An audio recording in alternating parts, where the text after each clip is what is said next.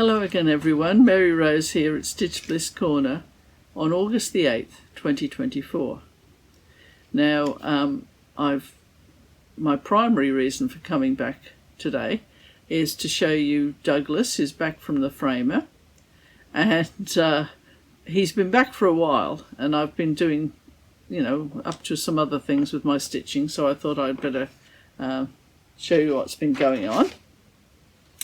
And also I've been asked to show some of my framing ideas. No.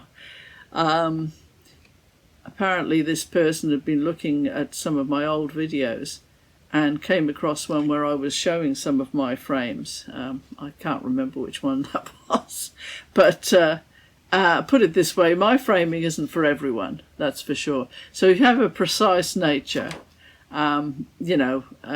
it's probably would do your head in the way I frame things, but I always think it's much nicer to have your stitching on the wall than in a drawer somewhere, and awaiting that perfect frame or the willpower to actually put it into a frame, because it can be quite finicky, and if you insist in your mind that you have to have it absolutely symmetrical and all the rest of it and no blemishes, the chances of it actually escaping that drawer get lower by the day, don't they, really? Because then you start forgetting about it, which is a shame, because it's nice to see your stitching, because sometimes what you've stitched is only important to yourself, so if it is, well, it should be out there so that you can see it.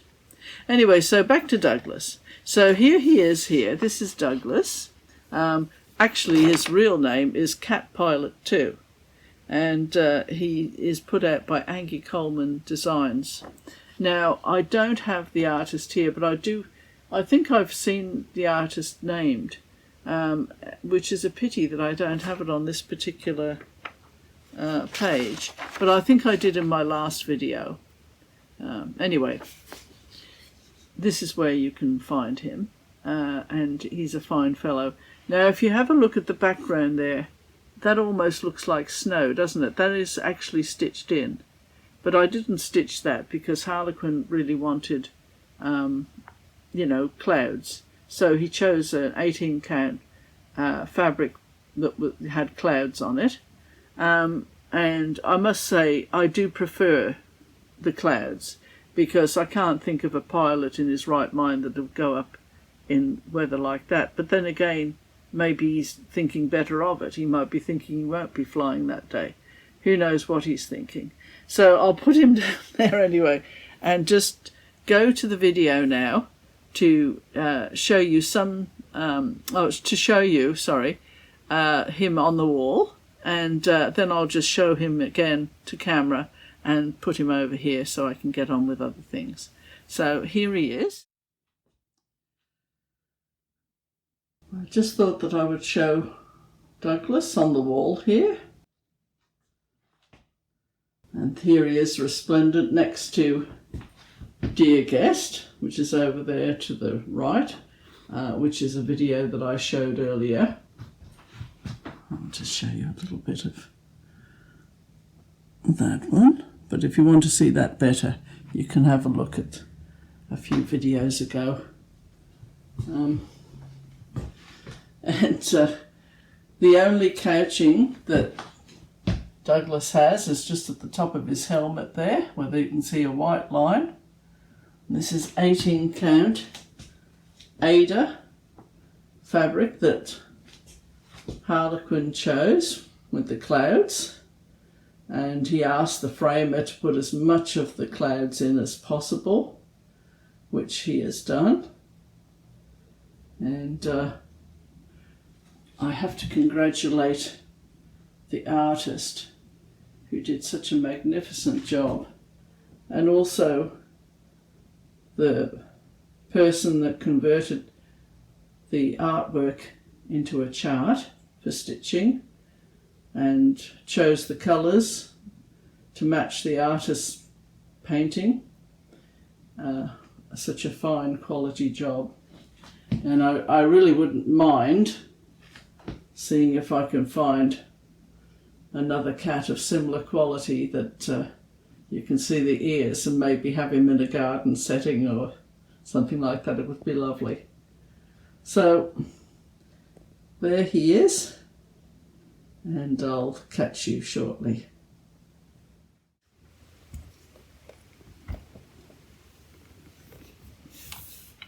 And as you can see, that frame is really wonderful and the mats are perfect. So this is an example of a perfect frame for a piece that has, work has gone into actually choosing the wood for the frame and also the mats. So if there's an exceptional piece that you want on your wall, well, there is a good reason for actually having it done professionally. So I'll just pop him down here.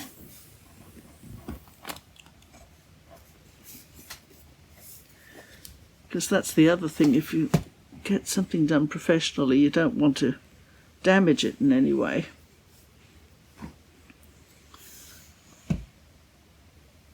Right, so he's sitting there, probably contemplating his next mission. Now, I'll go on now with a piece that I completed that you saw in my last video, and that is Village Canal by Sun Kim. And I was getting close to the finish on this one, and I shall go to the stages of the stitching and I'll get back to you in a minute.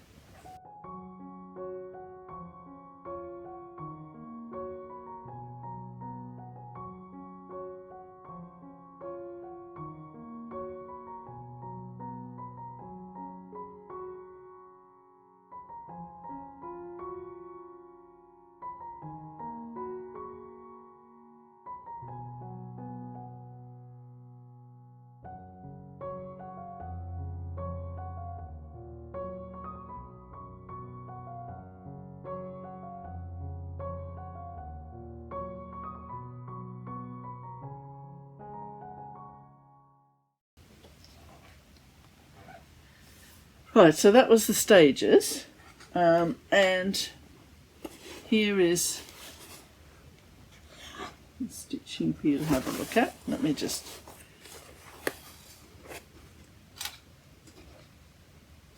clip that up there. I particularly like this bit of rope here.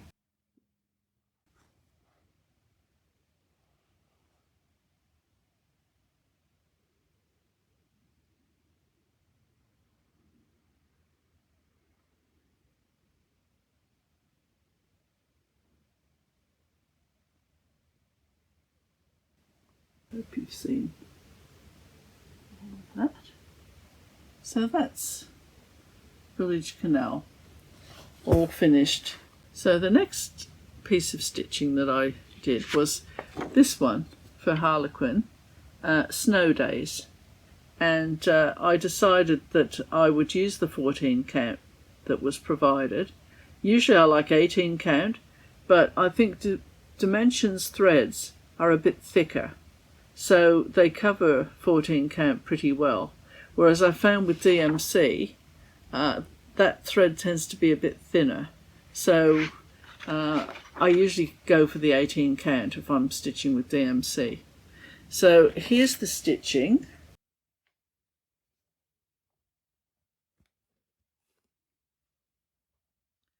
I'll just clip it up again or else it'll probably flop down.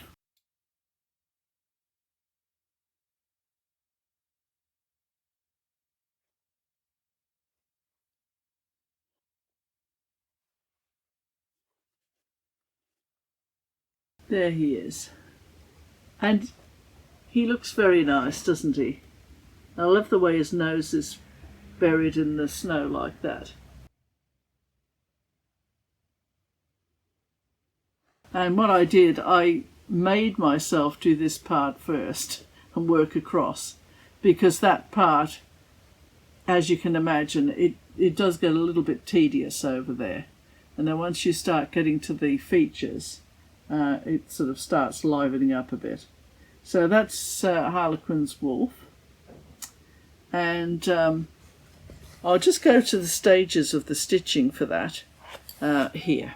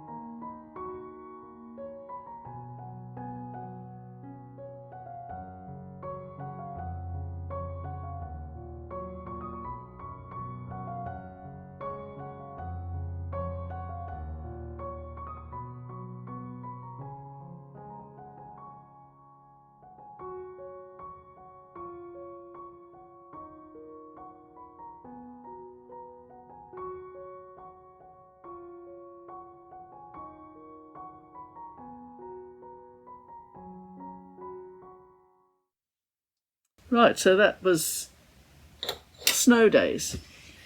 Now, another one that was appealing was this one here.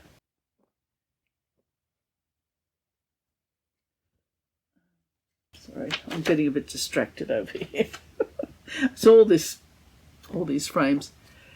This one here, it's a jiffy. Wolf Spirit. So I thought I'll stitch that while I'm waiting for the shed to be built, and I had it there sitting in my stash, so I thought, well, why not stitch that one?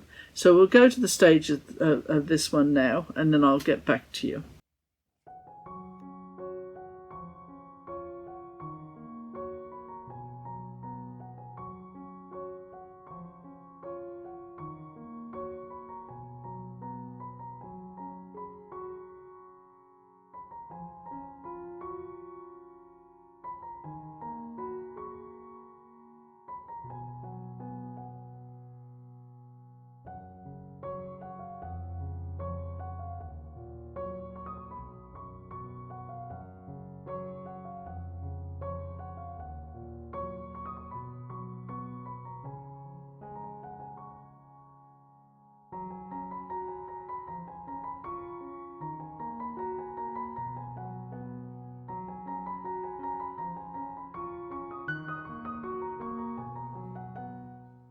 Right, so that was Wolf Spirit, and I'll just show you.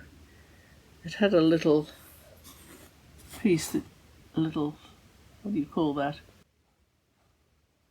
Charm, or I suppose I call them charms. It's a little feather, and I stitched that on. But he came out pretty well.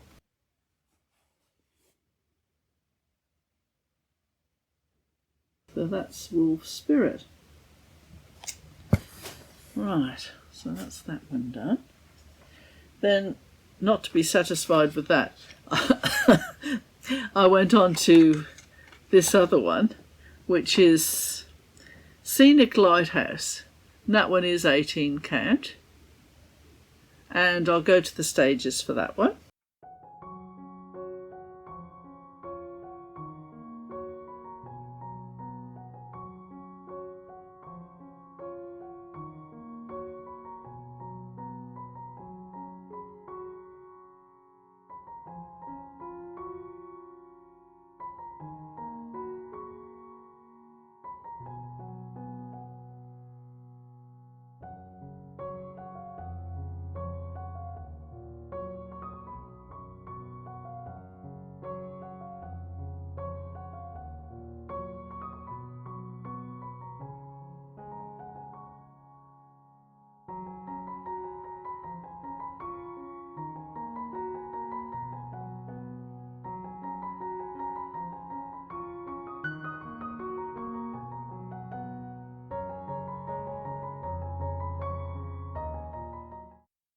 So yes, now this particular one reminded me of a place we visited when we were coming back from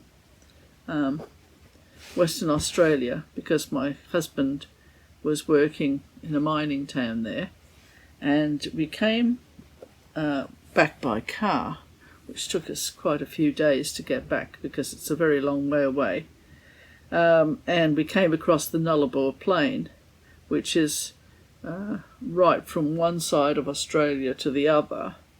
And people think that the word Nullarbor is an Aboriginal word, but actually it's Latin for no trees. Null arbor plain. So anyway, I'll just show you a picture of the lighthouse.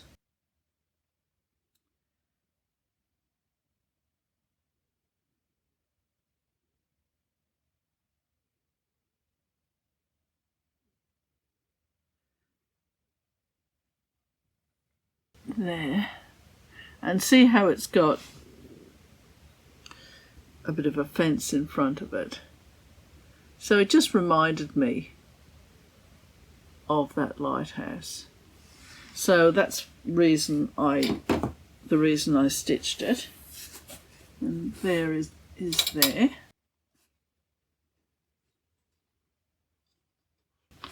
And petites, I'm always amazed at how they fit so much detail into such a small area.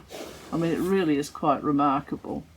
And I think I used a darker thread for the birds because they didn't really show up very well. So I just got some thread from my collection of Dimensions threads, because I always keep those. I put them on bobbins and put them in a case, so that if I need to use some Dimension thread, sometimes, you do run out sometimes when you're doing a project for Dimensions. And so I never throw out my Dimension threads or put them somewhere where I can't find them. I make myself bobbinate them and put them in a case. And, usually there is a colour very similar or the same if I do run out of anything. Because there's always something you can do if you do run out of thread. There is no need to panic. So anyway, so that was that one. That was just very enjoyable doing that. And having said that about running out of threads, there are still quite a few threads left. So I don't think it's so much that Dimension don't supply, copious amounts. I think they do supply a lot of thread. It's just that sometimes they don't take into account, I don't think, the blended threads where you have to use one from one colour and blend it with another colour, and maybe they forget that there are some of those, and that makes you run out of the primary colour. I don't really know how they work things out there, Dimensions.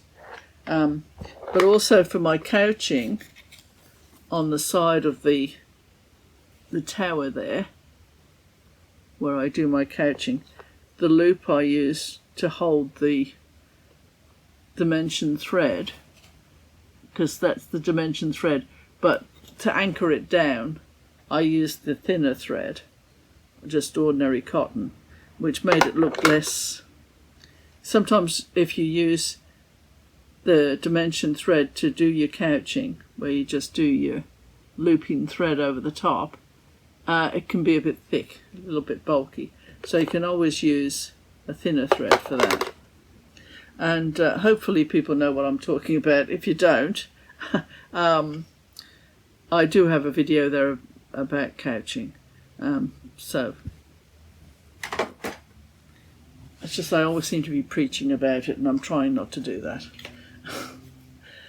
Right, now then, on to the framing. Oh, did I do the stages of the lighthouse? I think I might have done it, but anyway, if I haven't, we can go to it now. All right, now then, pictures. Now, you don't always have to use a mat when you're doing your framing. You can just find a nice frame, and that can be enough. For example, this one here, which is an Elizabethan blackwork design, I think a mat would have detracted from it. So it's just the stitching and the frame. So that's that one. Then this one here, we had a computer program. Well, we still do, but I don't think it's for sale anymore. But I mean, there's a lot of computer programs now, I think, that, you know, if you have a picture that you wanted to convert it to stitching, they can do it for you. But this was sort of early days for us anyway. And we found a program that converted a picture in one of my art books so that I could stitch it. And it was this one by Paul Cézanne called Mardi Gras. And now you can see here that little bit of frame there, or mat I should say, that just came from a piece of paper. I just cut it, you know, because I didn't think that it needed anything fancy. I mean, this is a very nice frame, but it didn't need any more than that. The artwork was enough. Now this person here, that's model for his painting, is his son Paul, who used to get roped into quite a lot of Cézanne's pictures, and this is probably a friend who turned up one day and was roped into putting a costume on. This is Perrault, who is trying to pinch the Harlequin's stick there, and yes, that's one of my favourites. But you can see that very little effort was put into actually framing this, but nonetheless it has pride of place on the wall because it's the actual content that makes it worth having there. There's that one. Then another computer program piece was this one. Now he was on the internet and I really liked his picture, so we made him into a chart using the program, and here he is.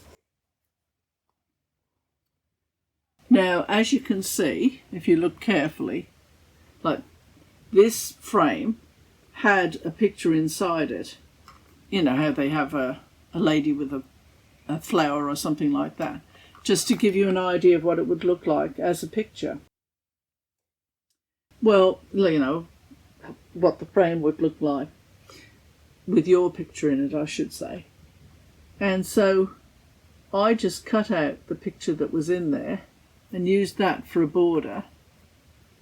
And this was too small, basically.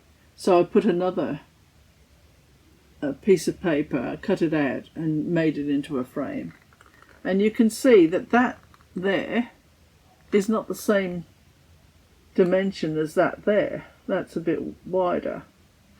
But do you really notice? I mean, I think there was a little bit of writing on here and I just whited it out. I mean, when he's on the wall, I can guarantee you no one looks at the mat. It's him they're looking at. So just, what I'm trying to get across is just relax about what you see, you know, because it's like anything. Just say that you've got a photograph of yourself, and people like the photograph of you, you know, they think it's fine, but there's something on it that you know is a blemish or isn't perfect, and you see that all the time when you look at the picture, but they don't see it unless you point it out. Of course, if you point it out, they're going to straight away go to it, aren't they? So just bear that in mind anyway. You know, like if you've got something on the wall and you know there's a scratch on it or something like that, there's absolutely no need for you to say, oh, and look at this scratch, you know, I did this when I was trying to nail it in or whatever you were trying to do, because they won't be able to unsee it. So just don't say anything. I mean, if they notice it themselves, hopefully they're too well-mannered to say anything, but chances are they won't notice it at all. Now, this is another one that I did. See, this is all just to give you ideas. Now, this one I stitched a long time ago. Purity, Strength and Truth. And I think those of the Buddhist faith, it's respectful of the environment and it's gentle and all that sort of thing. You know, I mean, if I wasn't a Christian, you know, if Christianity hadn't been known to me, then I think I probably would have gone that way, because Buddhism is so peaceful and gentle. But anyway, that's a different thing altogether. So here's the frame. Now, for me, this was the perfect frame that I had. It's just totally accidental that I had it. But the problem that I had was that just along the edges, in some places, the stitching was absent. There wasn't any stitching there. So what I did was I got the coloured pencils out and I just coloured in just tiny little bits. It was right on the edge there in places, and you can't even see it because it was looking like this. See that colour there? And it was just, you know, a few bits down here. So I just coloured it in. Now I know about it, and now you do, but no one else would have known about it. So think about that. Get your coloured pencils out if it's a full coverage or whatever it may be, and your frame is a little bit too small. Unless you get a, too big I should say, or unless you want to put another board around it, you know, you can do that. Now, another suggestion is getting some of these pads with different pages of colour, or patterns I should say. Half my vocabulary is missing this morning. Let's see how you can get these. And the paper is it's thicker than just ordinary paper. And you can use those. You can just paste it on. If you've got sort of a white border and you want it to jazz it up a bit, you can use some of those. And I'll just show you what I mean. Now this particular picture, I used some of that paper for my border, and then I had some blue paper, and I just wanted to put a little bit of a contrast in there. So I put that, and then I put this one over the top, slightly bigger. An oval is very good for presenting a piece. And if you were doing a full coverage and you really don't want to do the full coverage, you can do just far enough that you know your oval is going to cover it, so you don't have to do a full stitching area. So that's that one. I mean, it's not perfect by any means, but it certainly works for me, and I'm very happy with it. So that's that one. Now here's one that I did, Dreaming of Tuscany, and I put my own I put my birth date here. This is 1939, and I did 1953.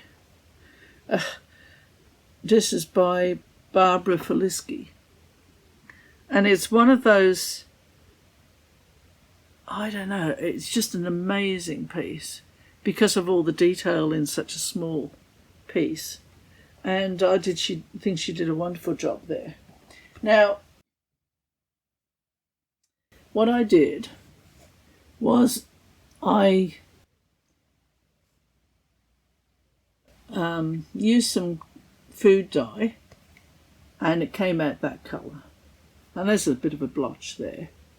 See, I've pointed it out now, so that's all you'll be looking at. But anyway, I put some greenery there round the edge, because it sort of echoed those leaves there, and I just thought it would make the piece look a little bit better. So that's what I did for that piece, and it's one of my favourites. And of course this frame was just lying about. I have used it for other things in the past, but I thought, well, that seems to fit the piece very nicely.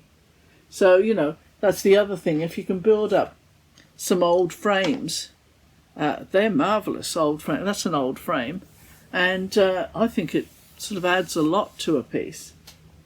And then here's Beach Babies, which, again, I've had for quite some time. And dimensions and other dimensions. That was 14 count. And this artist really does know a child's body. It's just incredible. What was his name? Donald Zolan is the artist. Gorgeous. And this was my idea here for this. And this is, well, it's almost like driftwood. This is a very cheap frame from, the department store. And it had a border in it, but it was a little bit too big. So I got some washi tape with lollipops on it, and I filled the gap with the washi tape. So that's another thing you can do if your frame is slightly too big for what you're putting in there. You can think about doing something like that. So I think that works beautifully. So there's that one. Beach Babies.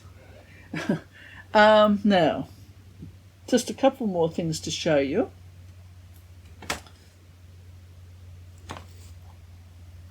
Just hang on, I've got a few things teetering here. Just hang on a sec.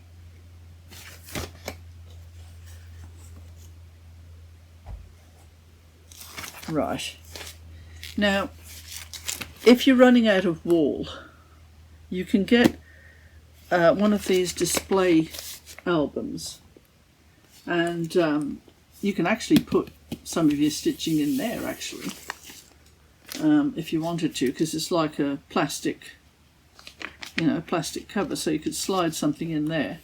And what I do, or I did, is I put some of my work in one of these, so you can, just have a look at it every now and again.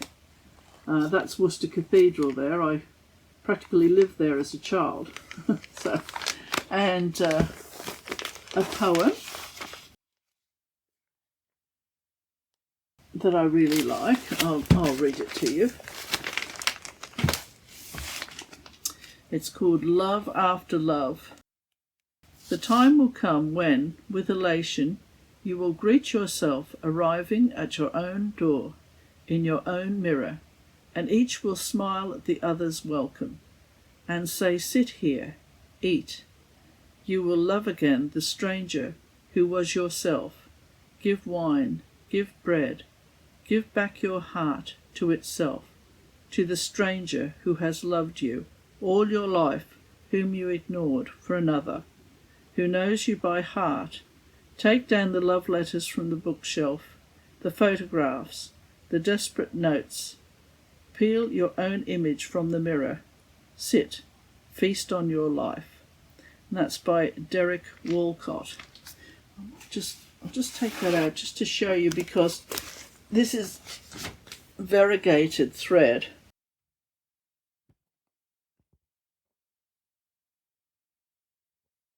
And I put a few butterflies on there as well. You know, but every now and again I just like to have a look at that poem and ponder. There's nothing like a good ponder, is there? And then here, this was from the Bayeux Tapestry, the Battling of Hastings. What else have I got in here? Oh, that was a scene from Tudor England. There's a bit of beading in there. I'm not really a fan of beading, but I thought I'd give it a go. And that's just a little creature. What else have we got here? But anyway, you get the idea. That was my one attempt at freehand stitching, and as you can see, it just went off there. But I think part of that was because it was half stitches at the top, and I think you need to have a hoop on there when you're doing that. And that's just an old corner store.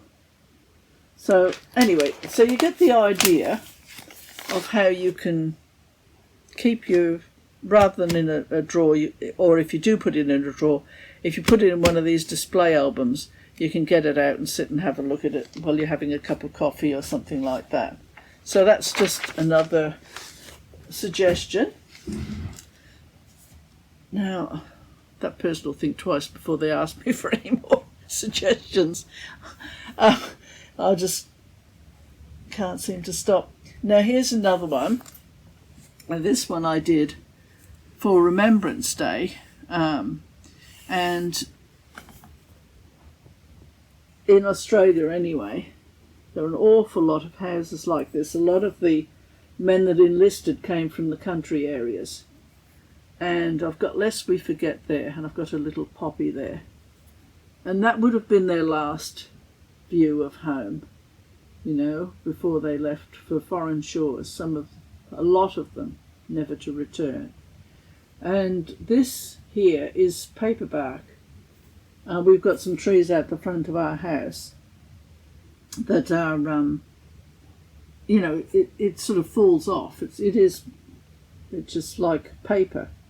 And so I put that on there. So always think about what you've got and what would go well with your picture. Then, oh, and this is the last suggestion, and then I'll show you what I'll be stitching, and that'll be the finish of this particular video. Now, I got some flowers for Mother's Day, and it came in a vase. And I was thinking about the people who stitch those drums, you know, and then you've got to actually make the drum for the piece to fit around, you know, and it seems like an awful lot of work.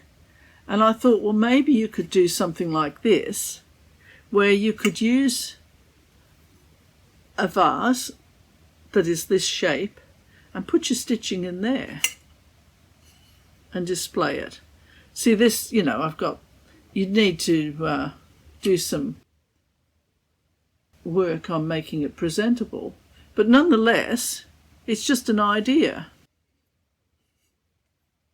Because I put that village canal in there, and that looked really good as well, just to see what it would look like. So that's another suggestion. If you've got, you know, various glass vases or whatever, you could utilise one of those. Think outside the square. Then, finally, at the moment I am working on yet another lighthouse, another Dimensions Petite, which I'll show you next time. And in the meantime, I'll be working on one of these, either this one by Morgan Westling, which is just lovely, or this one, which is a most amazing rendition of the Last Supper. And you know, I always, well, when I was in my 20s and 30s, all my life really, I used to consider Jesus as being a remarkable person of history, you know, not so much anything else.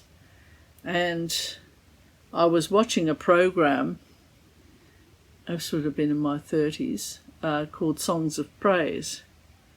And someone in that program decided to write out the New Testament, Matthew, Mark, Luke and John, you know, the whole thing, all the disciples' recollections and testimony of what they went through living with the Master.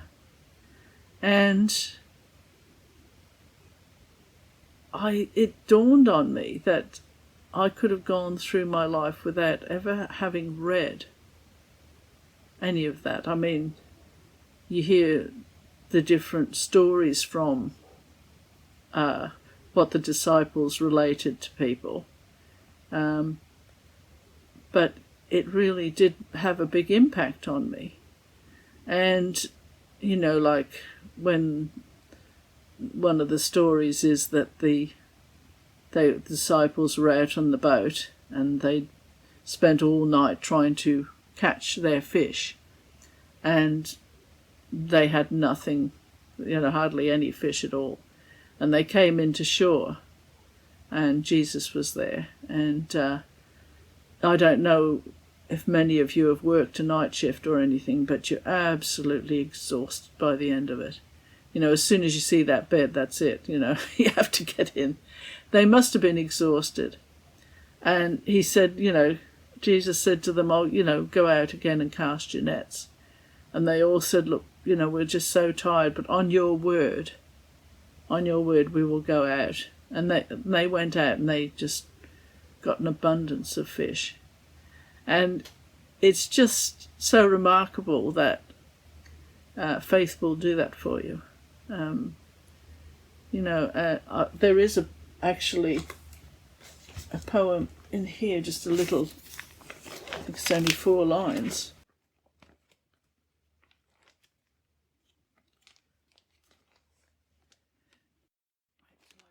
I'll just read it to you and I'll show it to you.